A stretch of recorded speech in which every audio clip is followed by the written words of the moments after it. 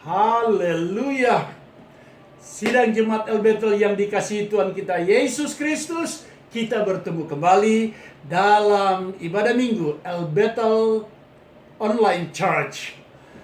Dan sebelum kita lanjut, jangan lupa cuci tangan pakai sabun sesering mungkin di air yang mengalir, dan jangan keluar rumah kecuali penting, dan jangan lupa pakai masker. Karena hanya dengan cara seperti ini saja kita bisa membantu pemerintah secara aktif untuk menghentikan penyebaran COVID-19 ini. Puji Tuhan. Nah, sebelum kita lanjut, kita mau memuji Tuhan dulu dengan sebuah pujian, dan pastikan pujian ini memberkati kita semua. Shalom Bapak Ibu Saudara sekalian yang dikasihi oleh Tuhan Yesus Kristus. Hari ini kita mau memulai ibadah kita mau bersyukur, kita mau memuji, kita mau memuliakan nama Tuhan lebih baik. Amin. Terima kasih Tuhan, terima kasih Bapak. Bersyukur.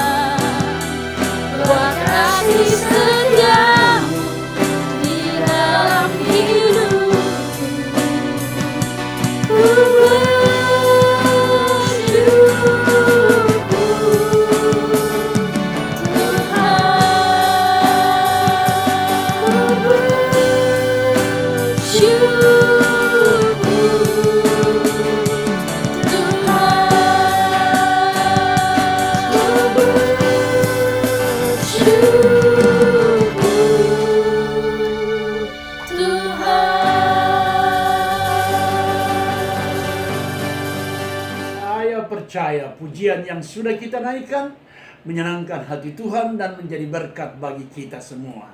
Nah, sekarang mari kita mau berdoa. Roh Kudus, tolong kami, buka hati dan pikiran kami, biar kami mengerti akan kebenaran firman-Mu, dan kami melangkah seturut dengan waktu, rencana, dan rancangan Allah. Bahkan kami boleh menyadari betapa Engkau Tuhan sungguh mengasihi kami. Roh Kudus, tolong kami, biar firman-Mu mengubahkan setiap kami, pribadi, hidup, karakter, bahkan masa depan kami, sehingga hari ini kami pulang tidak sama sebagaimana kami datang. Ketika kami datang lemah, kami pulang dengan kekuatan Allah. Ketika kami susah, firman-Mu lah yang menghibur kami. Di waktu kami terikat, kuasa-Mu membebaskan. Dan di saat kami datang sakit, oleh bilur-bilur Yesus kita sudah sembuh. Dan kami akan bercerita bagi banyak orang bahwa hari ini kami bertemu Tuhan. Dan Engkau Yesus sudah menjamah kami. Roh Kudus, tolong kami. Kami membuka hati ini lebar-lebar untuk firman-Mu. Perbuatlah sesuka-Mu, tegur kami ya Allah. Cengkram kami dengan kuasa darah-Mu. Hamba pribadi menyadari Engkau adalah Allah penyelenggara segala mujizat, Tuhan yang mempunyai segala kuasa. Engkau dan tidak ada yang lain. Segala puji, hormat, dan kemuliaan hanya bagi Bapa di sorga saja. Berbicaralah Tuhan. Kami mau duduk diam dengar firman-Mu. Kami tunduk pada otoritas Allah. Dan satu perkara hamba mohon dari Tuhan di hari ini, Bapa. Berkati kami Bapa, dan hamba percaya Engkau mendengar doa ini, menjawab dan mengabulkannya. Karena doa ini hamba sudah naikkan dan alaskan di dalam satu nama yang ajaib. Di dalam nama ini semua janji-janji Allah pasti digenapi. Di dalam nama Tuhan Yesus Kristus kami sudah berdoa dan ucap syukur bagi Bapa di sorga. Haleluya. Amin, amin, amin. Puji Tuhan. Sedang jemaat yang dikasihi Tuhan kita Yesus Kristus, hari-hari ini tanpa terasa kita sudah lebih dari 2 bulan berada dalam rumah, dan ternyata kita bisa. Dengan demikian sekali lagi kita dapat membantu pemerintah untuk menghentikan penyebaran COVID-19 ini. Dan pemerintah sangat mengharapkan kita mematuhi akan PSBB ini. Puji Tuhan. Nah, dalam situasi yang seperti ini, kita di dalam rumah, seringkali kita berkata, Tuhan, kapan ini akan berakhir? Masalah yang dihadapi, yang bernama COVID-19 ini, banyak orang hidup dalam ketakutan, kekhawatiran, bimbang, bahkan mulai bertanya-tanya, apakah masih ada hari esok untuk kami? Tetapi saya mau sampaikan bahwa Dia adalah Allah hari esok bagi kita. Karena itu kita mau baca firman Allah ini dahulu. Firman Allah terambil dari Yesaya pasal yang ke-41. Ayat yang ke-10. Saya akan bacakan bagi kita semua. Janganlah takut, sebab aku menyertai engkau. Janganlah bimbang, sebab aku ini Allahmu. Aku akan meneguhkan, bahkan akan menolong engkau. Aku akan memegang engkau dengan tangan kananku yang membawa kemenangan. Haleluya. Karena itu tema hari ini masih sama dengan minggu yang lalu. Dan untuk beberapa waktu ke depan. Yaitu, do not be afraid. Jangan takut. Dan saya lebih menekankan tema mulai minggu ini adalah dilarang takut. Puji Tuhan. Karena kita kan hidup serba salah sekarang. Bukan cuma soal COVID-19 ini saja, tetapi takut dengan masalah ekonomi. Karena banyak yang berkata, kita di luar rumah mati, dalam rumah juga bisa mati. Di luar rumah mati karena penyakit, dalam rumah bisa-bisa mati karena kelaparan. Jadi kita serba salah dalam keadaan ini. Dan ketakutan demi ketakutan datang menghantui kita pada hari-hari ini. Tetapi ayat firman Allah barusan yang kita sudah baca, yang berkata bagi kita, saya sekali lagi akan membacakan, menekankan bagi kita semua, bahwa janganlah takut sebab aku menyertai engkau. Sekali lagi, janganlah takut sebab aku Allah menyertai engkau. Dengan tema dilarang takut, don't be afraid. Ada beberapa alasan mengapa kita tidak boleh takut lewat firman Allah ini. Haleluya. Alasan yang pertama, karena masalah yang kita hadapi juga dihadapi oleh banyak orang, oleh semua orang. Apa masalah yang kita hadapi hari-hari? COVID-19 dan semua dampak yang diakibatkan oleh mewabahnya penyakit ini, yang bernama masalah ekonomi global, yang namanya masalah pengangguran, dan masalah hari lepas hari yang kita harus hadapi. Ini kita hadapi bersama-sama. Bukan hanya saudara dan saya, tapi bangsa Indonesia. Bukan hanya bangsa Indonesia, tapi semua makhluk yang bernama manusia di planet bumi ini pada hari-hari ini. Yohanes pasal yang ke-16 ayat 33 bagian A. Saya baca bagi kita ya. Puji Tuhan. Begini bunyi firman Allah. Semuanya itu kukatakan kepadamu supaya kamu beroleh damai sejahtera dalam aku. Dalam dunia kamu menderita penganiayaan. Dalam dunia hari-hari ini kita menderita banyak hal. Menderita dalam hal beribadah sudah tidak bisa. Menderita dalam hal hidup hari lepas hari.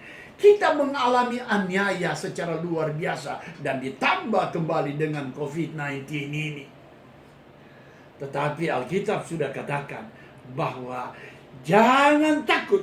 Semua ini kukatakan kepadamu supaya kamu beroleh damai sejahtera. Dan 2 Timotius pasal yang ke-3 ayat yang pertama, begini bunyi firman Allah. Ketahuilah bahwa hari-hari terakhir ini akan datang masa sukar. Alkitab sudah katakan bahwa hari-hari terakhir ini akan datang masa sukar. Yang kita alami sekarang ini, suka atau tidak, setuju atau tidak, ini adalah bagian dari apa yang telah Alkitab tulis, membuktikan Alkitab tidak pernah salah. Oleh karena itu, mari kita bersama dengan Tuhan hadapi hari-hari ini. Betapa pentingnya quality time with Jesus di rumah kita masing-masing, hari lepas hari. Oleh sebab itu, mari kita rapatkan barisan doa di rumah kita. Mari kita bentuk mesbah doa di rumah kita, sehingga kita ada hubungan pribadi, hari lepas pribadi dengan Tuhan. Oleh karena itu kita akan mendapat kekuatan. Dan percayalah, jika bersama dengan Tuhan Yesus, maka ketakutan hilang. Sekali lagi, dilarang takut. Haleluya. Itu yang pertama. Yang kedua, mengapa kita tidak boleh takut? Saya teringat kisah dalam Markus pasal yang keempat ayat 35 sampai 41. Di situ ditulis bagaimana Tuhan Yesus memerintahkan murid-muridnya bersama-sama dengan dia menyeberang Danau Galilea. Dan dalam perjalanannya Tuhan Yesus tertidur di buritan, dan tiba-tiba mengamuklah taufan yang sangat dahsyat, dan air menyembur masuk dalam perahu dan hampir tenggelam.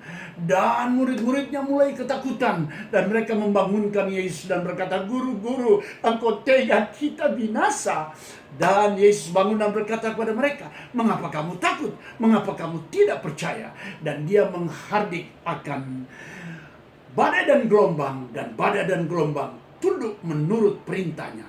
Yang saya sampaikan saat ini adalah mereka bersama-sama ada dalam perahu bersama-sama dengan Yesus. dan dihantam oleh badai dengan gelombang. Berarti mereka menghadapi masalah bersama-sama dengan Tuhan juga. Nah, berarti yang kedua, mengapa kita tidak boleh takut? Karena masalah yang kita hadapi adalah masalah Tuhan juga. Yang benar Bapak Pendeta, masakan masalah Tuhan juga. Ya, Alkitab berkata di dalam Ibrani pasal yang keempat ayat 15, saya baca bagi kita semua. Bilang begini firman Allah. Sebab imam besar yang kita punya bukanlah imam besar yang tidak dapat turut merasakan kelemahan-kelemahan kita.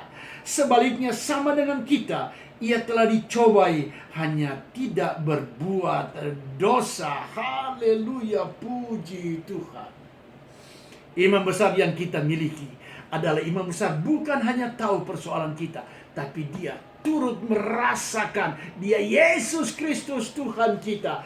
Dan dalam Matius pasal yang ke-25 mulai ayat 42 bercerita dengan jelas. Tuhan Yesus berkata begini, ketika aku lapar, kamu tidak beri aku makan. Ketika aku haus, kamu tidak beri aku minum. Ketika aku sakit, kamu tidak datang menjengukku. Ketika aku telanjang, kamu tidak beri aku pakaian. Dan murid-muridnya bertanya, Tuhan, kapan engkau lapar? Kapan engkau haus? Kapan engkau sakit? Kapan engkau tidak berpakaian? Kapan engkau sebagai orang asing yang kami tidak beri kantung pangan? Kapan itu Tuhan?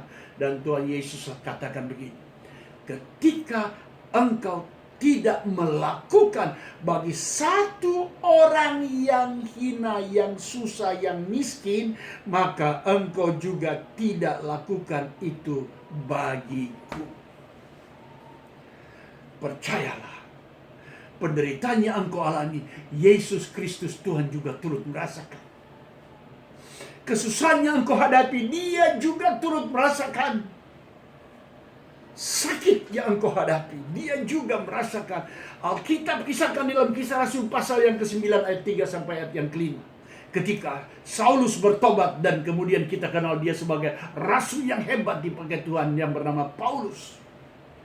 Ketika dalam perjalanannya, Rasul Paulus menuju ke Damsyik untuk menganiaya orang-orang percaya.